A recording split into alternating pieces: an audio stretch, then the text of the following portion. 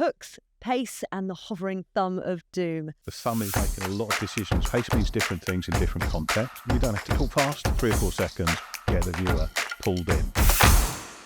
This is the show that will make sure your title makes or commissions audio and video that really works. Simon Elliott from Crowdfinder is here again. Hello. Hooks, pace, and the hovering thumb of doom. I mean, I don't even know what those words mean in that order. Can you enlighten us on what we're going to learn on this episode? So we will find out what hooks, pace, and the hovering thumb of doom are. We'll find out why they matter. We will find out what they're not, because sometimes people get confused about what they are. We'll also find out why the hovering thumb of doom is a real thing. Okay, right, we'll get into that in a minute, but let's start with what they actually mean. Hooks, the most important thing to remember, every content creator thinks they're special and that they've got loads of time to expand and give context to what they're making. They haven't. They've got between 3 and 8 seconds. All the studies will tell you that if someone's watching a video, you've got between 3 and 8 seconds to hook people in. If you look at the way we started this video, that was a hook. We've said hooks, pace, and the hovering thumb of doom right at the top because we want to intrigue people. We want them to watch more. That's a hook. There's loads of other ways of doing it. You know, it's not just one thing. It's not just a phrase, but it really matters, and it really matters to get it in those first 3 to 8 seconds. So we've hooked a viewer. Where does the pace then come into it? So this is where we're talking about the hovering thumb of doom. What you've got to remember is, and I would say people need to look at their own viewing habits here to confirm this is true. Generally people are watching on a phone these days and they are dying to move on to the next video. The next video might be the greatest video in the history of the world. It's not the Lego movie, is it? But it's like, you know. I'm not sure whether that was the greatest movie well, in the world. It was pretty good. It was good. But they are literally sat there going, so that's why once you've hooked a viewer, you know, and hooking the viewer is really hard because you've got to get in their feed, you've got to have the right thumbnail, you've got to have the right headline. Once you've got them to press on your video, keeping them is super hard, and pace is what will let you do that. And pace doesn't necessarily mean we need to go really fast or we need a really short video. It just means we need to keep giving the viewer something that they want. And every couple of seconds, we need to make sure that video's paying for itself to the viewer. You're making a deal with the viewer, you've got to deliver. Okay, so the question is, have we hooked you in the first place, and are we keeping the pace up? What other factors in terms of pace do we need to look at? So, you know, we talked in one of the other pods about the reason you were here. It's because you're a really good presenter and you give energy and pace to it. We'll see. And that's one of the things that adds pace, making sure that the people involved keep up a certain level of energy. You know, so that's one factor. There's graphics that we talked about in another pod. There's music as well. So there will be music bubbling under various bits of this. Also editing. So we will cut. We've got 3 cameras in here, and we will cut between the 3 of them because what that does is it adds pace. And all of those things are kind of like marginal gains. But if you add them up, what you're looking for on your videos, if you look at YouTube stats, anything over about 42, 43% is good, i.e. people more than 40% have stayed with your video for a significant time. And if each of those marginal gains gives you another couple of percent and takes you up into the 40s or maybe the 50s in terms of percentage, then they're worth doing. Because if you don't have all those little factors, people will be off.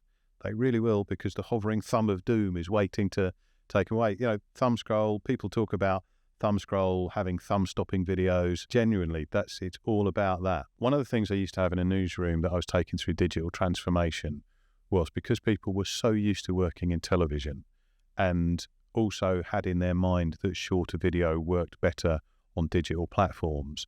People would come up to me all the time and say, how long do you want the video to be? And I'd be sat there going, I want what it's worth. And I used to drive them nuts and they used to drive me nuts, and I feel for them. But it's not about duration. Pace and duration are 2 separate things. Pace, you can have a 10-minute video, you can have a 20-minute video. If it keeps delivering to the viewer, then it's got good pace. You can have a 3-minute video that feels like a lifetime because it's got no pace. So that question of how long should a video be is kind of moot. It's what it's worth. It's, you know, I mean, you and I have worked in newsrooms, and the best phrase you can hear is on merit. What's it worth? On merit. That absolutely applies to digital video, because some of the stats you get about, an ideal YouTube video is X minutes long. it's kind of misleading because some successful videos have been that long. So therefore everyone says, oh, that's the ideal length. Doesn't matter if they've not got pace, because people won't engage with it. And one of the other things I'd add, pace means different things in different contexts. So if you've got a B2B title for lawyers, they're really interested in the information. They've got analytical minds. They're really interested in the information. Get on with it. You don't have to talk fast, but you do have to keep adding information to what they want. If you are a consumer magazine that's maybe got interviews with people who've been through a tough time, you need to let it breathe. Otherwise, you're going to look bad. It doesn't mean that you go super slowly. You've got to have pace in your mind, but a different context makes pace mean something different for each video. And sometimes it's just on feel. You can have a great interview and everyone's sat there watching it for ages and goes, oh, that's great. It doesn't need much. It doesn't need loads of flash editing, music, all that, because the speaker is particularly engaging. So especially people who are in-housing their video, they will need to develop that feel for it. And it takes a little bit of time, but you can absolutely do it, and they will have done it. If they're already making podcasts, they will already have developed some of that skill. If you're externally commissioning, ask the video people. They've made loads of video. Ask them. They know what they're talking about. So just talk to them about that kind of thing. That's basically not a one-size-fits-all thing. No, it's super important, but no, there isn't it's 2 + 2 = 4.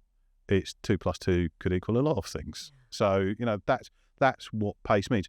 If you go back to hooks, actually hooks means 3 or 4 seconds, get the viewer pulled in, but pace can mean a lot of things, and there's a lot of factors that can add to it. You'll develop a feel for it. Let's go back to the hovering thumb of doom. I think the easiest way to do this is to get people to experiment. Just go and look at your own habits. I'm terrible. I am slightly older than 29, and I am a really impatient viewer. I love TikTok. My mates laugh at me because they're like, isn't that for the young people? I think TikTok's got the best storytelling in the world. I think it's fantastic. But if a video bores me, I'm just like, no. There's a cute cat video I can send my missus. Oh, and there's Roman Centurion guy, or what's his name? Roman Helmet guy, who is one of the best storytellers you'll ever see in video. And I'll put a link to his videos in the show notes. But he does brilliant stories and he has superb pace. So, but what I would say is, I think people need to look at their own habits. Go away. You can even do it watching telly with a remote, because that's the same hovering thumb of doom. And just see how long you stick with videos.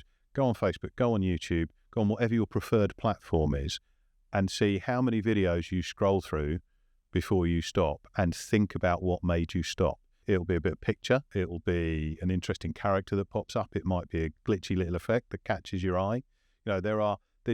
People should Google thumb stopping, because actually it's a thing, and and that goes back to the hovering thumb of doom. The thumb is making a lot of decisions for viewers, and you need to acknowledge that. Where can everybody get more on this? So more on the blog, and like I said, loads of links, especially to some really good storytellers that are making great video. Not actually particularly expensive. Some of them are hobbyists, and it's great. It's great stuff. And even if it doesn't quite fit what you're trying to do professionally, it can really inform what you're doing. If you look at these brilliant storytellers, on TikTok. TikTok is a really interesting platform. I am launching. No, so, they can look on TikTok, they can look on YouTube, and there's some brilliant storytellers there. Some of them will be professional, some of them won't. But just have a look, and then you'll see.